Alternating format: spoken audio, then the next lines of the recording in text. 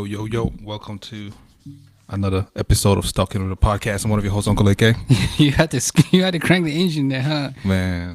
You good? I'm good. You good? I'm good, man. Listen, welcome to another episode of Stuck in the Podcast. If you're watching on YouTube, hit that subscribe button. Welcome back to all the regular viewers. It's the Stuck in the Podcast. This episode is sponsored in partnership with Perfect Office Solution. They provide office space for entrepreneurs in the DMV area. So if you hit them up, let them know we sent you. You get 10% off your monthly lease. That's Perfect Office Solution. You know what I mean? Mm-hmm. Listen, bruh. I'm excited for today, man. Yes, sir. Why? This is a topic, you know what I'm saying, like you can never talk enough about. Mm-hmm. And, it's something that we're big on, you know what I mean? And we've even had a whole forum and, panel discussion on this. So right. I'm excited for this, and I'm excited for the guests. So, yeah, go ahead and let them know who we got in the building, bro. Yeah, man, we have a very special guest in the building. She is the founder of Empower Young Excellence and an LPC therapist, and it's none other than Diane. Placide. Welcome to Stuck in the Podcast. Sir. Thank you. Yeah. How you feeling? Good, hot, but good. It's hot outside. It is hot outside, man. It's the Arizona weather right now, you know what I'm saying? Yeah. It's only June. I can imagine, what's gonna happen. And summer just started. Later in July and August. I ain't complaining. When that cold come, what I'm saying? Yeah, man. My birthday's in July, so. Hey, what day? Things come. 22nd. 22nd July. So while we on that topic, who is, like Diane? Who is Diane for those who don't know? Mm-hmm. Well, for those who don't know, I am from Haiti. My family's from Haiti. I was born in New York, Brooklyn, New York. Grew up in the DMV area, specifically Laurel. I am a licensed professional therapist. I got licensed about 2 years ago. I specifically work with children and youth. Now I'm starting to work with adults. I work for a nonprofit in Washington, D.C. Mm. So I think that's a summary of basically who I am. And yeah. What was your background? Did you go in like, man, this is what I want to do is, therapy? Actually, no. I didn't even know therapy was a thing. I kind of fell upon it when I got to high school. I was really a social person, a little bit too social. I was like a little socialite, just a mess. And I didn't really take my grades seriously, not because I couldn't, but I didn't really apply myself. Mm-hmm. That's another story in itself, though. But anyway, my last year of high school, I ended up taking a course, a psychology course, because my guidance counselor scheduled me for this class. She said I needed it to graduate. So I took this class, and I actually fell in love. Now, I know it sounds cliche because people say this a lot. I always been that friend that people always felt comfortable in talking to, coming with their problems and stuff like that. And when I found out about psychology and I realized, this could actually be a career. Like this could be something I can really, get into. That's when I fell in love. And so I took that psychology course, completely aced it, loved it. And when I got to college, my grades wasn't good enough for me to go to a university. So I ended up going to PG first. It was really roughing it up. I was. My mother, at the end of the day, my mom was Haitian. She's foreign, and in Haitian culture, education is very important. So that's they don't care what you do, but you have to get an education. So I really didn't have a choice. But my first semester at PG, I majored in psychology. I got a 4.0, and the rest is history. Ended up going to Towson University for undergrad, and got my graduate from Howard University. Congrats, man. You know what I'm saying? That bounce back. Gotta clap for that, man. Right. You know what I mean? When you find your passion, that's important. What is it about therapy that, it's like, your strengths? What makes you a good therapist? And what is it about therapy that's like, man, I fell in love with this? I think it was something that was a quality that I naturally embodied. I love talking to people. I love understanding people. I was always the little one that always thought about how people thought, why people made certain decisions. I was always analyzing stuff like that before I even knew it. So I think becoming a therapist naturally just worked with me. In psychology is really, you're studying the mind. So for me, I don't know, it was something I felt so in love with. I felt like I was doing all my life already. So when I became a therapist and really started to learn the different sides of therapy, the different, things, techniques you could use. I stopped being that friend to everyone else because it can be a lot. Yeah. You've been in therapy before? Yeah, definitely. So in 2015, I lost my brother, my older brother, which is part of the reason why I became a therapist too, because, mental health is also in my family. My background. So when he passed away, I decided to go to therapy. Also because becoming a therapist, before I really got into it, the first thing I wanted to do when I got licensed is to seek therapy, to really analyze myself and get that type of support. Because when he passed away, I was like my last semester of grad school. So everything was happening at that time. So I felt like, before I really start going into this field, I want to make sure that I'm okay. And talking to someone and actually knowing what it feels like to be on the other side of that seat.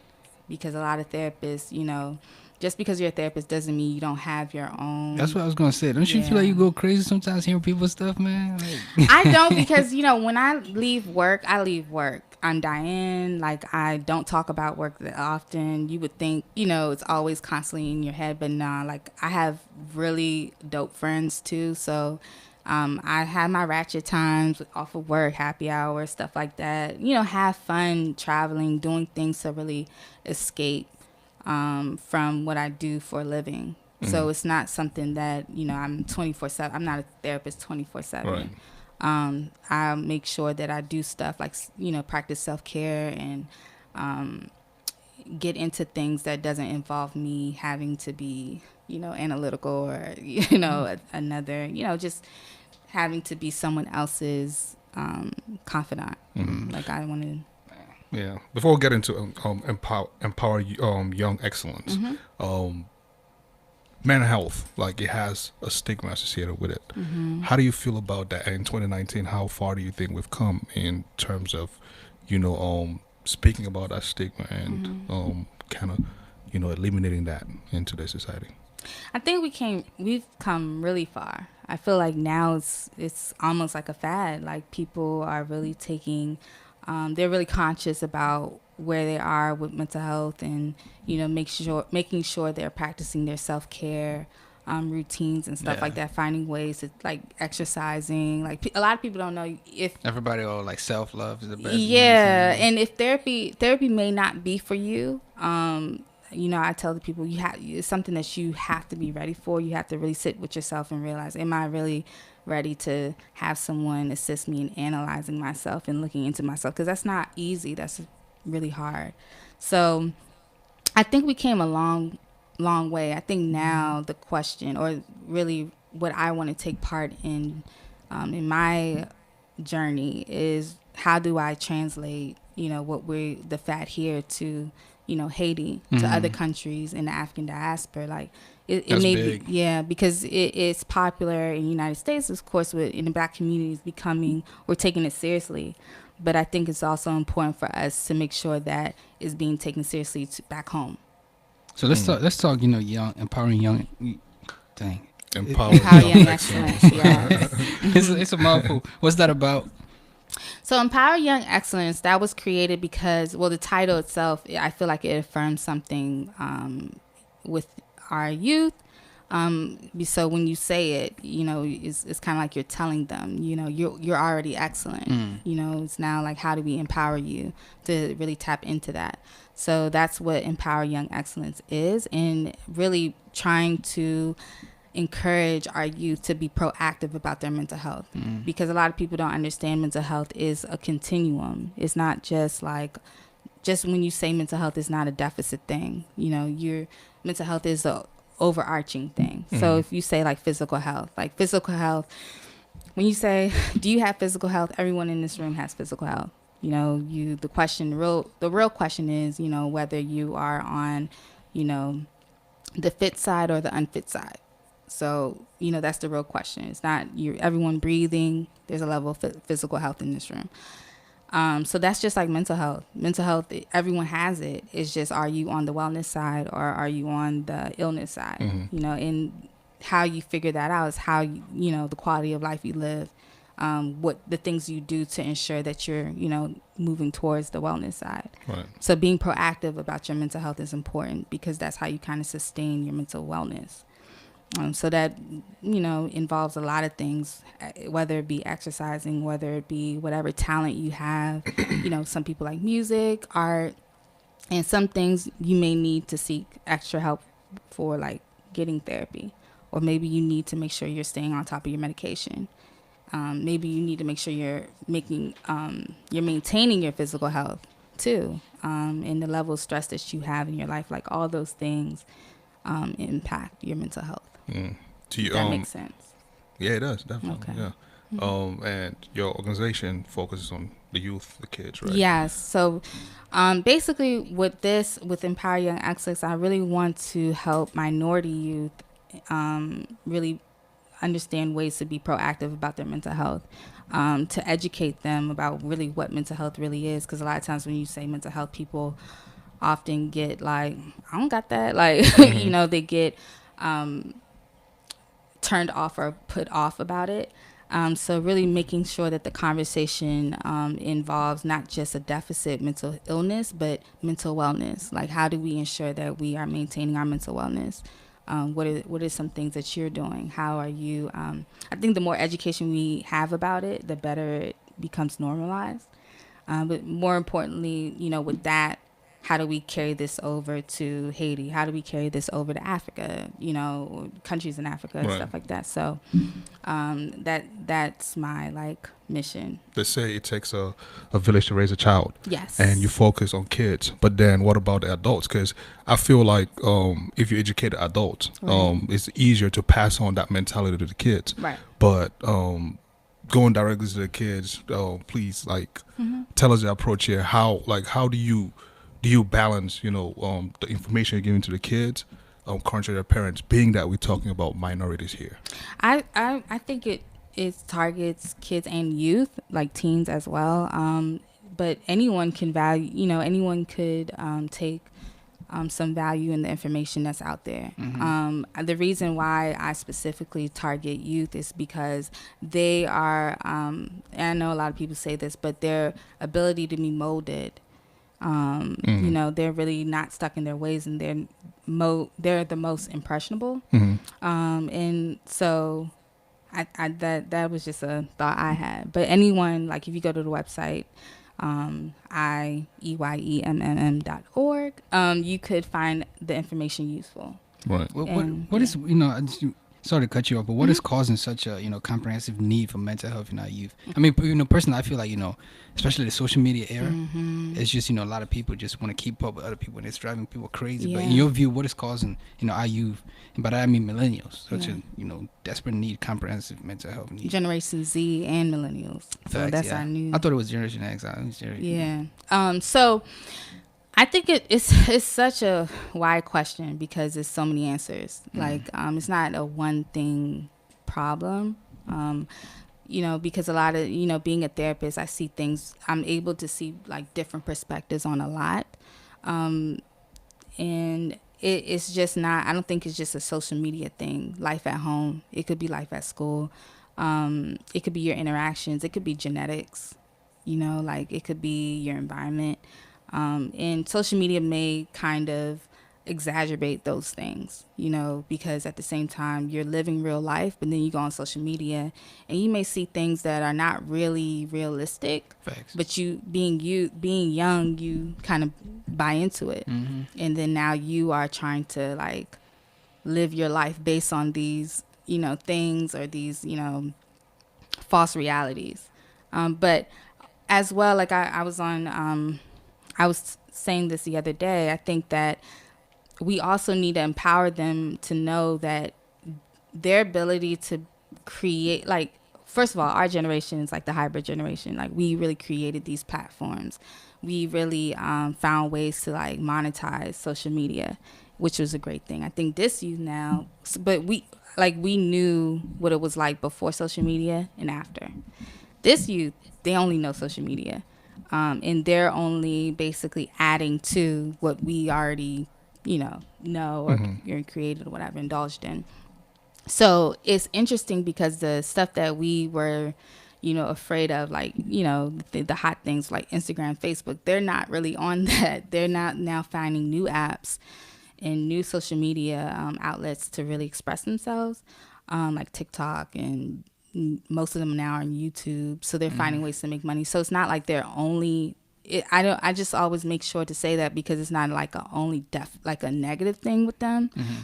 It's just really figuring out how to balance both of these things. Like, okay, you're on your phone a lot, but let's download some apps that you can learn about how to take care of yourself. How do you take care of your mental health? Because there's mental health apps out there to check in, to do like not assessments, but basically, like questions you can answer to check in on your mental well-being. So that's important, and educating them about that, because sometimes you have to meet them where they're at. Of course, if you're a parent, you want to make sure that they're, you make your own decisions on how much time you're giving your kid on the phone. But you just want to monitor, but also meet them where they're at. So there's different apps out there, but it's very dangerous. It could be very dangerous. Right. I agree with you. Like some of the things that are on social media, especially the traumatic things, like the shootings, the violence, the sexual stuff, can be a lot. I gotta ask though, because a lot of people who've been in therapy, they talk about two types of therapists. The ones where they just listen to you. You kind of mold yourself. You like build yourself, self-confidence. Let's just say you lack self-confidence. You build yourself, and they have the ones that direct you or try to instill these different values in you. My first question is, what kind of therapist are you in that pool, and what's the best for people watching right now who want to go to therapy but they don't know the best therapist to go to? What's the best therapist to go to? I don't want to say the best therapist. I think every therapist probably has their own way to go about it. I mean, not to say that there aren't any bad therapists out there or negative therapists out there or whatever, because, with any field, you'll have your good apples and your bad apples. Right. However, I think my best approach, I kind of take my time to understand my clients. And I really, really think it's important to educate my clients on exactly what, like if they have a diagnosis, if we're diagnosing them, really, what does that mean? What does that entail? Educating them about mental health, the process and stuff like that take very much time to really get them educated on that, because a lot of times as therapists, sometimes we may not think about, the fact that this may be their first time in therapy, especially for people of color. This may be our first interactions with the mental health process. So that's important. But I usually it'll be like, a lot of people don't understand when it comes to therapy, it's, for me, in my opinion, it's really important for you to get to know your client really well and kind of guide them through a journey. I don't really direct. It's really my client, processing their thinking. And really, I'll just be on, the other side, really guiding them through those thoughts. So it's really not about me telling you what to do. It's really me providing you with enough information so you can make that educated decision. Do you think therapy is overpriced? It can be. You can answer the question. But it depends on, do you have insurance? Are you going through your insurance? Are you paying out of pocket? What therapist you're going to? Where you're located? How many therapists are available? All of it. So it depends on a lot. Like, so for the nonprofit I work at, we take insurance. So the clients that we serve, they don't have to pay out of pocket. They go through their insurance. And a lot of them are from low income areas, so they can't afford therapy. So that is just like Medicaid. They go through Medicaid. So they don't really have to worry about that cost. So what about people who don't got insurance and they really need therapy? Like, what's stopping them is that money, to come pay for therapy, to come do all that. How do they go about, getting services and that? You can, there's different ways. So a lot of therapists, some therapists may have their own private practice. Some may work for another private practice, and sometimes therapists can do a sliding scale where you'll be able to sit with them and talk about what your budget is, what you can afford, and they'll work with you. Some therapists charge different prices. Like you may meet a therapist that may charge, on the more expensive side. You may meet a therapist that's not that expensive. Like one of the clinical directors she has her own private practice at the nonprofit I work at, and she was telling me that she charges $60 an hour. So that's not expensive. Yeah. But it may be expensive to some people. But at the same time, you can work with, a therapist to let them know, like, hey, I may not be able to afford that, and how can we meet halfway? Because a lot, for the most part, you come to this field because you have a passion for it. However, you still want to get compensated. You still need to live, adequate life, a decent life, so you could be able to do your work. You just mentioned in everything there's good and bad apples. Every situation too, that people who go in for the right reasons and people who go for the wrong reasons. Could you speak a little bit about those people who, and I'm not saying you should point fingers, but instances where you've seen people abuse the system as far as getting medications in the name of, I got mental health, but they'll probably get it to go sell it to other people, because some of the drugs, be stabilizing people, I guess, or getting people. I'm not sure. I don't know. But I'm just wondering if you've seen instances where people abuse the system. As far as like the client or the therapist? Okay. Or the therapist. Okay. So as far as a therapist, I don't think I have personally experienced seeing a therapist do something unethical like that. But as far as a client, I don't think I could say that too much, at least for my experience. Now, I have clients who have court ordered obligations to meet for therapy and don't show up, and then it's like, I got to tell your probation officer the truth. If you don't come to therapy, you don't come to therapy. For stuff like that, of course, and they'll try to abuse the system, like, oh, well, I did come twice. No, I got to be honest, but also understanding that as a therapist, you're in the best interest of your client. So it's not like something that you ever want to harm your client for, but you really have to explain to them, like, hey, I have an ethical obligations to be honest with the court or whoever about your consistency with therapy. So stuff like that. But as far as medications, that would be more so a psychiatrist. So psychiatrists are the ones who prescribe medication. As a therapist, we can diagnose, we can give you therapeutic care. I'm sorry, but we do not prescribe medications. So I don't know about that part. Right. But I'm sure it happens. Being that you have this, it's a nonprofit, right? Empower Young Excellence. Oh, it's not a nonprofit yet, but we're working in partnership with a nonprofit called Books for Earth for this event that we're doing. But I'm working towards that, definitely. Okay. Before we get to that event in a bit, how do you separate your 9 to 5 from Young Excellence? Damn. Empower Young Excellence. Yeah, it's cool. How do you separate, the two? You can just call it I. Okay, yes. cool. I. That's easy. This whole time I've been stressing. That's the abbreviation. You can call it I. So basically, I call I my passion project because this is specifically targeted for people of color, and I'm very intentional with that. Because I know for people of color, as you mentioned, it may not be easy. Like getting therapeutic care is not easy. There's systematic things that prevent us from getting proper care. So for me, I really wanted to really target the population that I feel needs help the most. And because I'm of that population and because I grew up in a household, not only being Black, but being Haitian, understanding the things that we're up against, and that's specifically why I did that. But as a therapist, I see all populations. I don't, there's no intentional population that I have for therapy. I for Haiti. Yes. Mental health books drive. Yes. Speak a little bit about that. She So got excited about that. yes, I am. I'm so excited.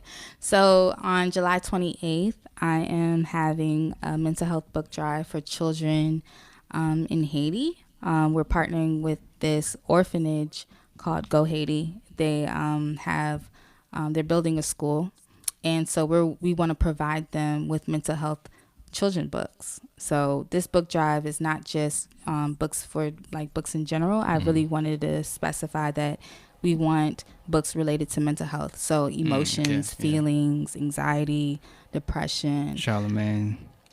I mean, they're kids. I don't know if they'll be able to read all that, but maybe in the future we can, expand on it. Mm-hmm.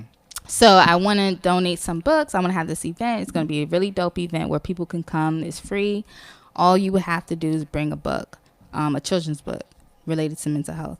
I have a team of people helping me with this. Shout out to my I for Haiti committee. Shout out. Shout out Books for Earth, because they are the nonprofit. We're acting as a fiscal agent, providing them with this initiative. So the Books for Earth is a nonprofit. Also, they do collect books throughout the year for children in Haiti and other countries. So it's really dope that they were willing to partner with us and do this great initiative. So on the July 28th, 4 to 8, we will be in DC collecting children's books. So y'all have to come out. What's the address? It's time. I don't know the address by heart, but I'll be announcing it soon. So, but it will be in Southeast DC. It's going to be at a nice little rooftop, really cute, Sweet. fancy. Yeah, So I'm gonna be out there, you know what I'm saying? yeah, come out, have Get a my good therapy time. on, you know what I'm Yeah, saying? and it's free. The only thing you have to probably worry about is parking. Right. But there's a garage. You just probably have to pay for it. But other than that, it's on a Sunday. Come out. It's free parking. Mm-hmm. What is Unique Smile?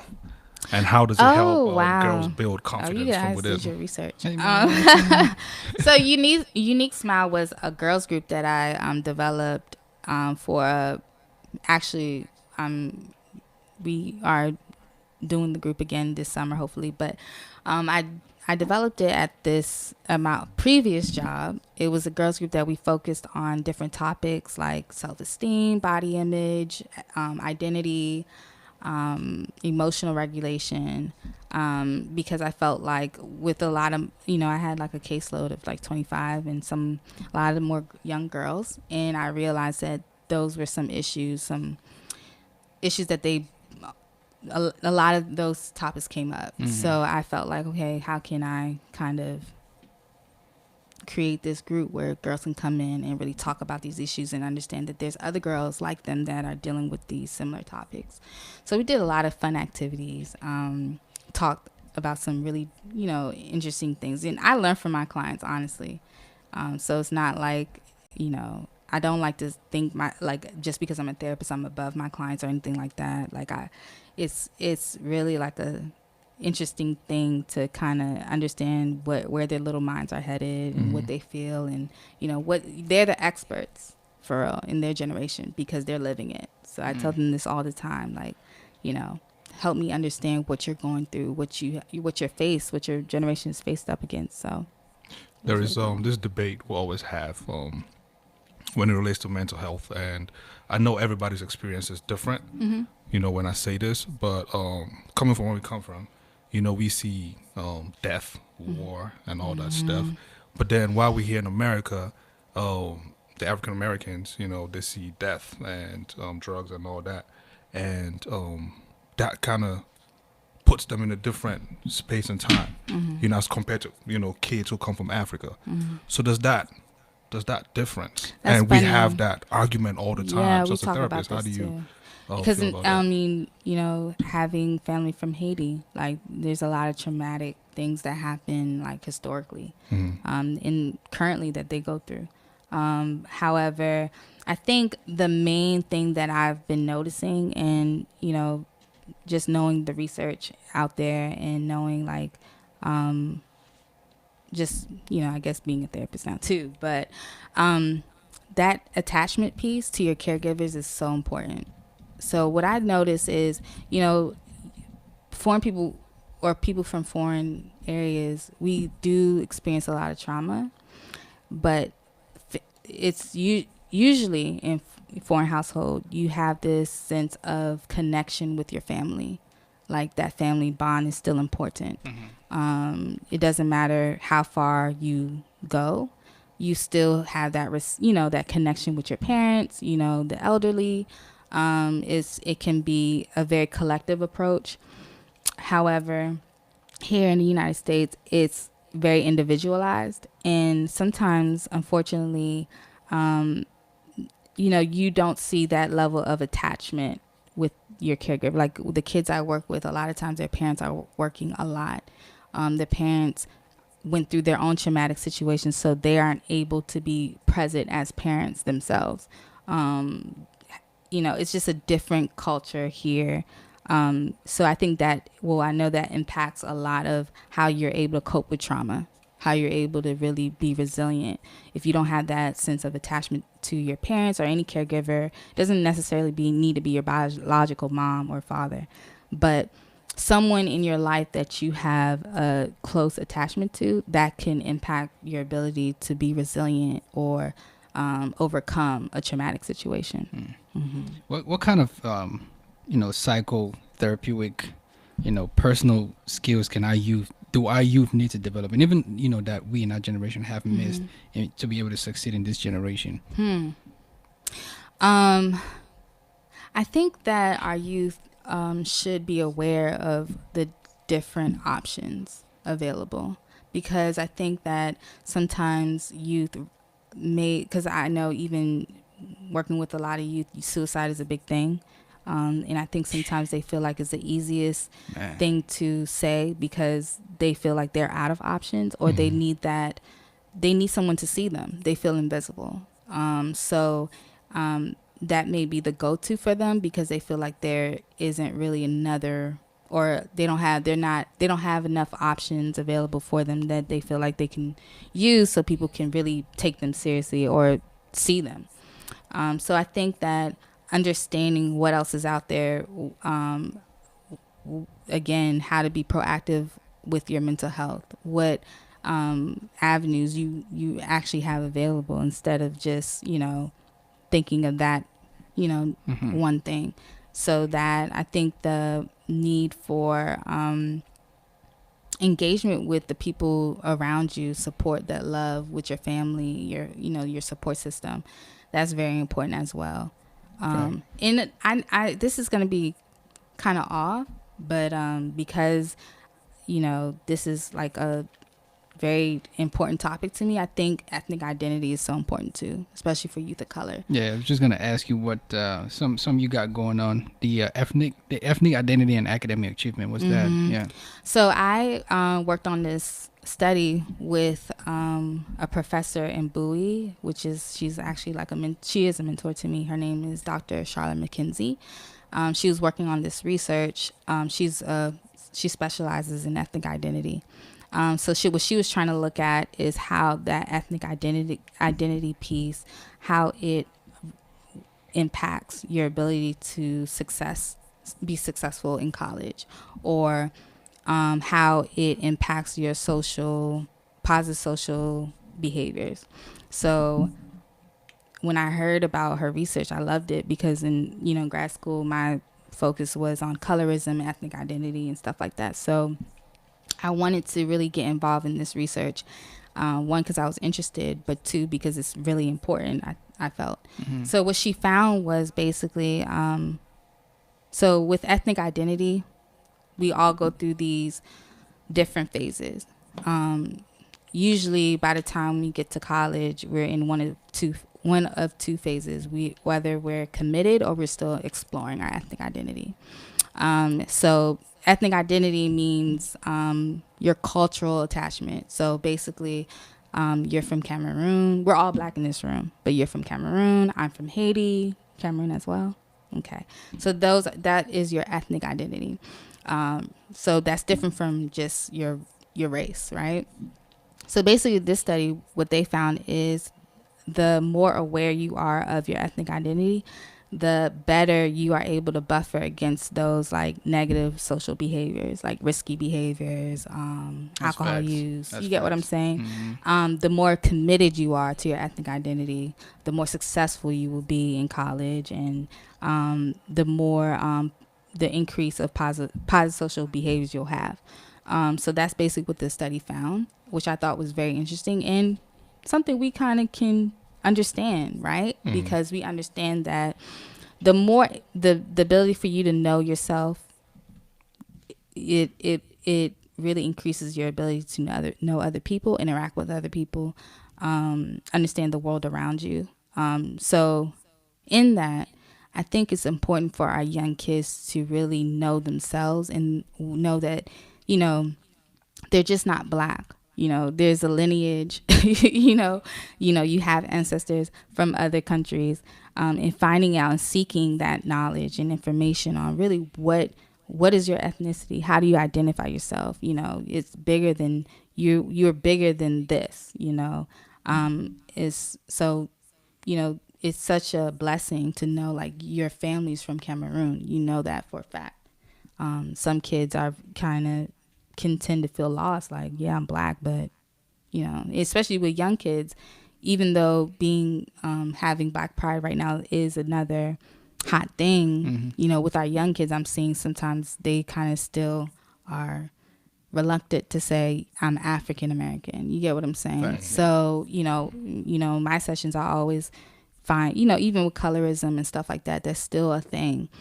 So it's important for me to affirm certain things in them and also help educate them about, you know, how to explore your ethnic identity, you know, so that you are able to commit to it by the time you get of age, you know, or older, so you actually know, okay, this is who I am, this is where I'm from, you know. Man, what's the name of your practice again? How can people get in contact with you? I don't have a practice yet, I hope. I mean, soon. your nonprofit. Oh, okay. So you could follow me on Instagram. My Instagram is EYEMMM. That is my Instagram. And you could also look at my website. My website is EYEMMM.org. So check me out. You know, I have a lot of great things coming. Come out on July 28th. I for Haiti. We're doing the mental health book drive. So that's important. Yes. Single, married, divorced. Wow. I'm definitely single. I'm not Definitely. looking. Why you say it like you do men stink? It's not definitely like it's, you know, I love. It's not that. But no, I'm single. I'm not looking, but if it comes, it comes, you know. Yeah, I'm just chilling, enjoying life, loving myself, and yeah. For all the men who are scared of women in higher positions or a therapist at that, you know what I mean, thinking, oh man, she's about to be analyzing my brain. Just and go to all her that. session, bro. That's You know easy. what? I hate when guys say that. What advice do you have for, you know, guys like that? Okay.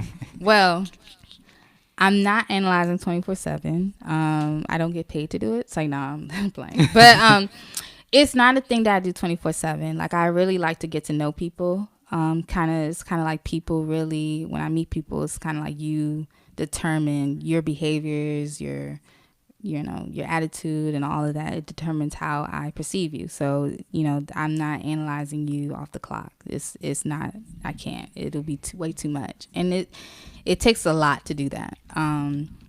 However, in about the confidence thing, listen, you have to be confident as a man, period. Like if you are approaching any woman, like it's important to be confident in yourself.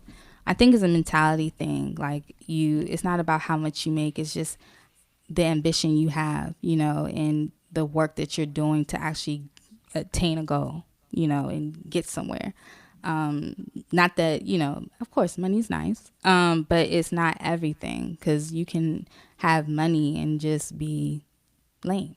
So you really have to have that sense of confidence when you're approaching any woman and know, like, you know, this is, you know, and sometimes it's not like, I don't like to have conversations only about work. You know, I like to know somebody's personality, like your integrity, your characteristics, like that's important too. She looking.